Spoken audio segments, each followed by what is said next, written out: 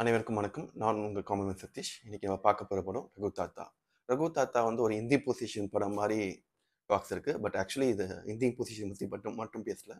Any imposition on ஃபீமேல பத்தி நல்லாவே handle பண்ணியிருக்காங்க. ஃபர்ஸ்ட் ஹாஃப் ஸ்க்ரீன் பிளே வந்து கொஞ்சம் ஃப்ளாட்டா தான் போச்சு. செகண்ட் ஹாஃப்ல சீன்ஸ் கொஞ்சம் இன்ட்ரஸ்டிங்கா இருந்துச்சு. அண்ட் கிளைமாக்ஸ் கொஞ்சம் டிராகிங்கா தான் இருந்துச்சு. ஆ ரவீந்திர விஜய் வந்து ரொம்ப ரொம்ப நல்லா பண்ணியிருந்தாரு. ஃபர்ஸ்ட் ஹாஃப்ல டிஃப்ரெண்ட் கைண்ட் ஆஃப் கேரக்டர், இன்டர்வல்ல டோட்டலி வேற லெவல் பெர்ஃபார்மன்ஸ். அண்ட் செகண்ட் ஹாஃப்ல கம்ப்ளீட்லி டிஃப்ரெண்ட் கைண்டா குடுத்துருந்தாரு. கீர்த்தி சுரேஷ் வந்து கையிலாவே வாழ்ந்திருக்காங்க. படமே அவங்க தான் கேரி பண்ணியிருக்காங்க. காமெடி சீன்ஸ் ரொம்ப நல்லா பண்ணியிருக்காங்க.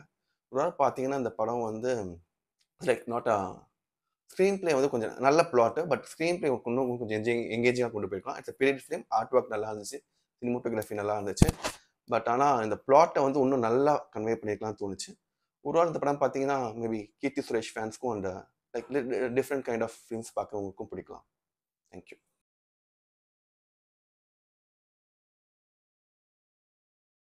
அனைவருக்கும் வணக்கம். நான் உங்க காமன் சதீஷ். இன்னைக்கு நம்ம பார்க்க போற படம் Thangalaan. It's one of the most expected movie of Indian சினிமானே சொல்லலாம். Because posters, trailers and GV பிரகாஷோட சாங் வந்து படத்துக்கு ஒரு பெரிய ஐப்பை கிரியேட் பண்ணுச்சு. சியான் விக்ரமோட பர்ஃபார்மன்ஸை சொல்ல வார்த்தையே இல்லை. அவர் hard work, dedication, no words to describe it, fantabulous. And Malavika மோகனன் அவர் அங்கே நடிச்ச படத்துல இந்த படம் தான் பெஸ்ட் படம் சொல்லலாம். She has got the best character and even beautiful performance. Parvathy பசுபதியும் நல்லா பண்ணியிருந்தாங்க. And another pillar of this film யாருன்னு பார்த்தீங்கன்னா GV Prakash. Because his songs and BGMs adds another big value to the film. And படம் ஃபர்ஸ்ட் ஆஃப் பார்த்தீங்கன்னா ஒரு ஃபேண்டஸ் adventure like 1100 மாதிரி போகுது.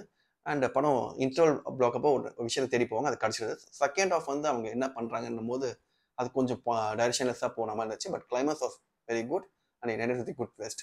ஓவரால் இந்த படம் எப்படி இருக்குன்னு கேட்டிங்கன்னா, it's a film for world class cinema lovers. அனைவருக்கும் வணக்கம். நான் உங்கள் காமன் சதீஷ். இன்னைக்கு நம்ம பார்க்க போகிற படம் Demonte colony part 2. Demonte colony part 1 is one of the best horror film in Tamil cinema சொல்லலாம். ஸோ பார்ட் 2க்கு ஒரு பெரிய ஹைப் இருந்துச்சு. நல்ல ஓப்பனிங் வந்திருக்கு. படம் ஃபர்ஸ்ட் ஆஃப் பார்த்தீங்கன்னா பார்ட் 1யும் பார்ட் 2யும் மர்ச் பண்ணதே ஆல்மோஸ்ட் ஃபுல் ஃபர்ஸ்ட் ஆஃப் வந்து டேரக்டர் கான்செப்ட் பண்ணியிருக்காரு. ஸோ நிறைய இடத்துல இன்டெலிஜென்ட்டாக திங்க் பண்ணியிருக்காரு. ஸோ அதுதான் படத்தோட பெரிய பாசிட்டிவ்னு சொல்லலாம். அண்ட் அதே டைமில் ஆல்மோஸ்ட் ஹோல் ஃபர்ஸ்ட் ஆஃப் வந்து சிங்கிங்லேயே இருக்கிறதுனால கொஞ்சம் ட்ராகிங்காக இருக்கிற மாதிரி ஃபீல் ஆச்சு. அண்ட் செகண்ட் ஆஃப் வந்து ஆல்மோஸ்ட் டெமாண்டே காலனி பார்ட் 1 டெம்ப்ளேட்டே தான் ஃபாலோ பண்ணியிருக்காரு. கிளைமேக்ஸ் பயங்கர யூனிக்காக இருந்துச்சு. ஆக்சுவலி பார்ட் 3க்கு ஒரு நல்ல லீட் கொடுத்துருக்காங்க. பார்ட் 3க்கு ஒரு நல்ல ஹைப் கிரியேட் ஆயிருக்கு. இந்த படத்தோட விஎஃப்எக்ஸ் கொஞ்சம் பெட்டராக இருந்திருக்காங்க. ஹாரர் சீன்ஸ்லாம் விஎஃப்எக்ஸ் அந்த அளவுக்கு ஒர்க் அவுட் ஆகலன்னு சொல்லலாம். அருண் ரொம்ப நல்லா பண்ணியிருந்தாங்க. Priya Bhavani Sekar one of important lead இந்த ஃபிலிம், அவங்களும் நல்லா பண்ணியிருக்காங்க. இந்த படத்தில் ஹாரர் சீன்ஸோட த்ரில்லிங் எலிமெண்ட்ஸ் நிறைய இருந்துச்சு. இது ஒரு டீசென்டான த்ரில்லர் ஃபிலிம்னு சொல்லலாம். ஸோ த்ரில்லர் ஃபிலிம் ஃபேன்ஸ் கண்டிப்பாக அந்த படத்தை ஒரு தடவை பார்க்கலாம். தேங்க்யூ.